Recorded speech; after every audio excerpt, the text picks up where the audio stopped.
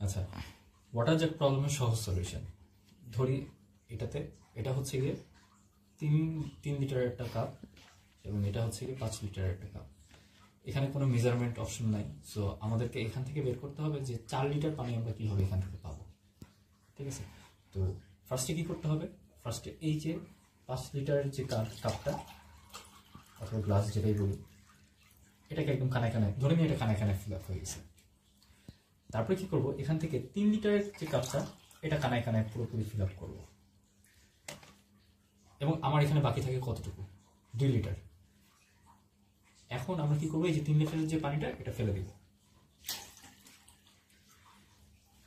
এখন এই যে 2 লিটার যেটা আছে সেটা আমরা এখানে রাখবো। এখানে এখন আমার 2 লিটার পানি আছে, এই কাপটা কিন্তু 3 লিটারের। সো এই 5 লিটারের যে কাপটা এটা আমরা পুরোপুরি ফিল আপ করে ফেলবো। যেহেতু এটা 3 লিটারের কাপ, এখানে 2 লিটার অলরেডি ভরা আছে, সো এটা আর কতটুকু নিতে পারবে, 1 লিটার। 5 লিটার থেকে আমরা এই 1 লিটার এখানে দিয়ে দিব, অর্থাৎ কানে ফিল আপ করা মানে এটা এখান থেকে 1 লিটার চলে গেছে এবং এখানে 3 লিটার পানি ফুলফিল হয়ে গেছে এবং এখানে এক্স্যাক্টলি 4 লিটারের পানি আছে।